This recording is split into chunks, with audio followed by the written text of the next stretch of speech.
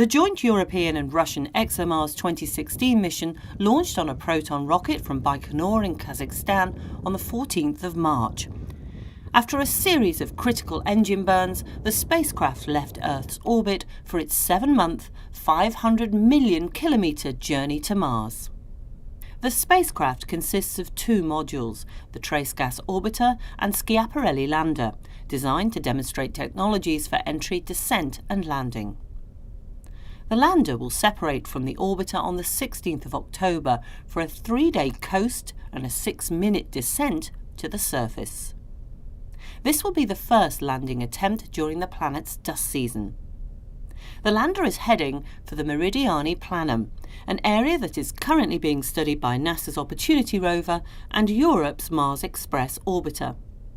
Schiaparelli will be activated a few hours before reaching the Martian atmosphere, when it will be travelling at some 21,000 kilometres per hour. The front heat shield, covered with 90 insulating tiles, will be subjected to temperatures of up to 1,500 degrees Celsius. 11 kilometres above the surface and slowed by the heat shield to around 1,700 kilometres per hour, the parachute will be deployed. 12 metres across, it is based on huygens used by ESA's Huygens probe for the successful Titan landing. 4 minutes after entering the atmosphere and now descending at 320 kilometres per hour, Schiaparelli will release its front heat shield and turn on its radar to assess its position above the surface. Just over a minute later, after jettisoning the parachute and rear heat shield, the module will activate its thrusters, slowing down to less than 7 kilometres per hour. Finally, 2 metres above the ground, the engines will switch off and the lander will drop to the surface.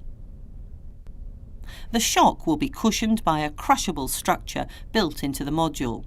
Confirmation of landing within 2 hours.